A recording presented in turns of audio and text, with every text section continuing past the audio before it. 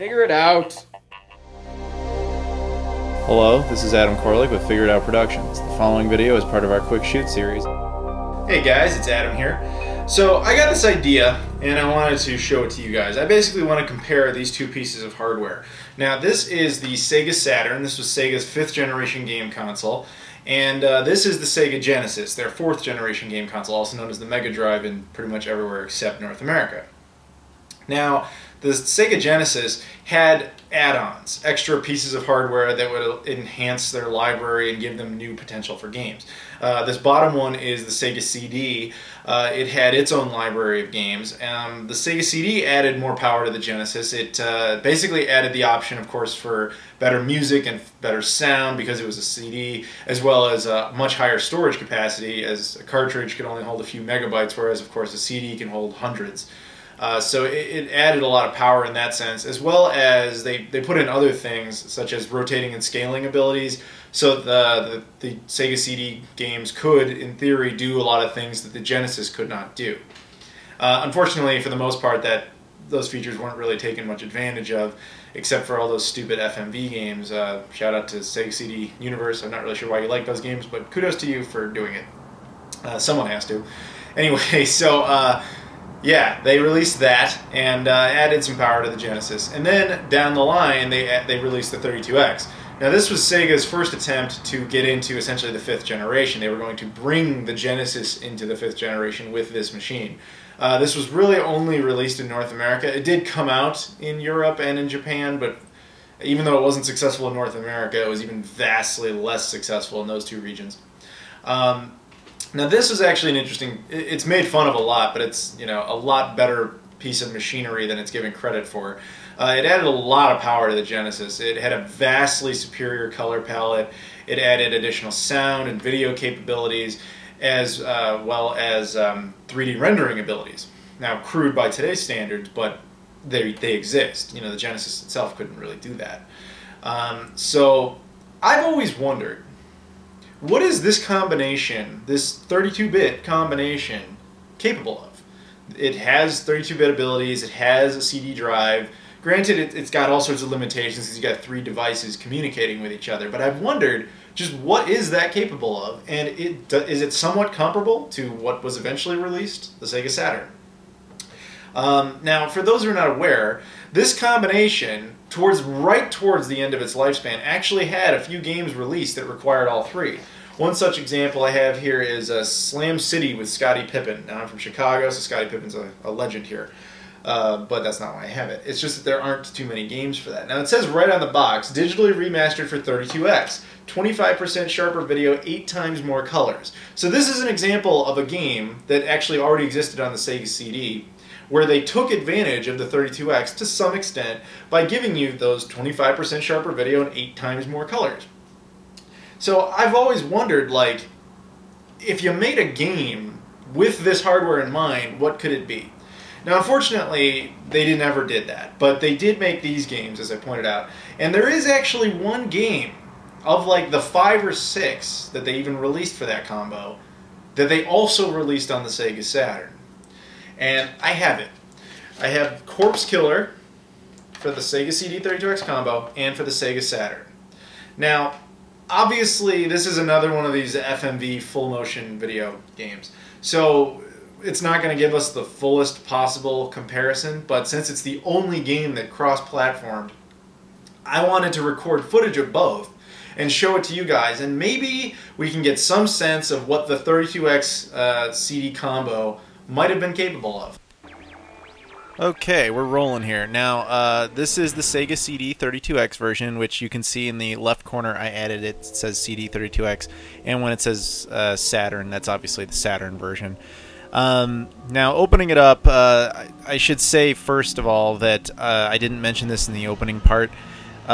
This is being recorded through RGB SCART to HDMI. Now, I'm not going to explain all that in this video, but I've done a whole video on that. You know, tell you what, I'll include a link at the bottom here during this first part if you're interested in what RGB SCART and HDMI and like how to make all that work. if you're interested in that, you can click on the link. Basically, the long and the short of it is that it's the best possible video quality you can get out of the Sega CD 32X and the Sega Saturn. So they're both being run the same way to make this as fair as possible. Now, first of all, with this version of the game, you'll immediately notice that the aspect ratio of the video is somewhat funky, and I'm pretty sure that that's just a limitation of the Sega CD itself.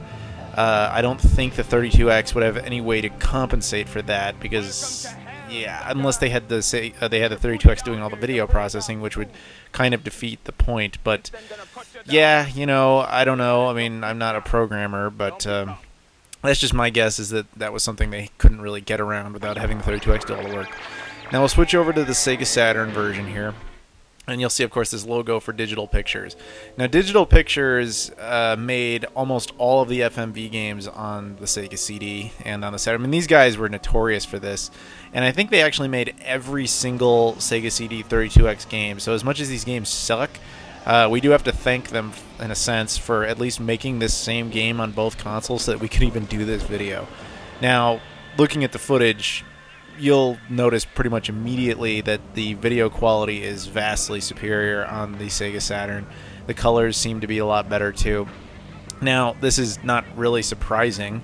I didn't expect the Saturn to lose, but that wasn't really the point. It was just seeing what that other combination would look like in comparison. And if it weren't for the fact that the Sega CD itself seems to have a limitation, such a small limitation on video resolution, then it's quite possible that it might have been, you know, more competitive. But you know, I don't know. Again, this game is not the best example, and yet is the best example because it's the only one that exists. But it's not the best example of what the technology might be able to do, since the 32X is really not doing anything other than just increasing the video quality and the color quality.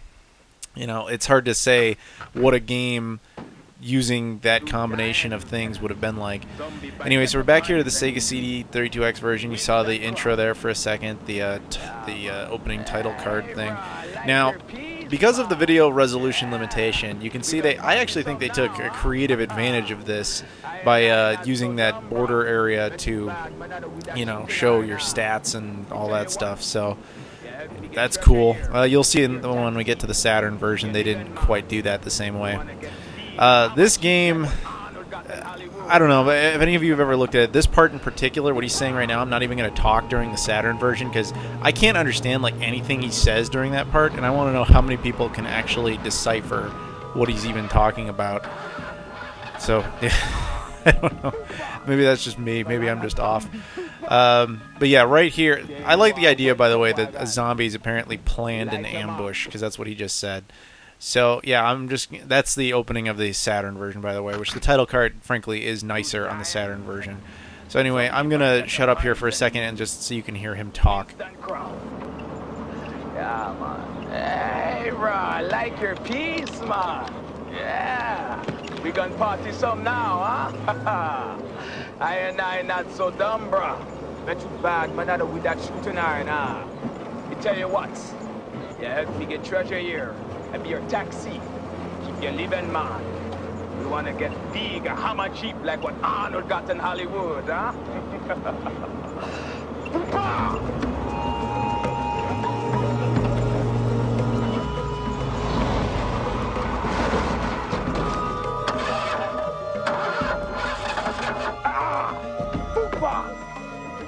Zombie Fupa.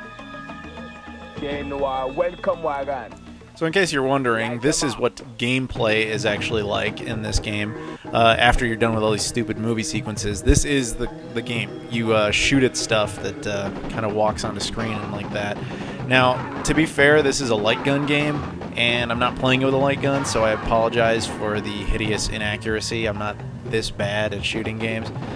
But yeah, this is just, you know, working with a Genesis D-pad. You know, what do you want?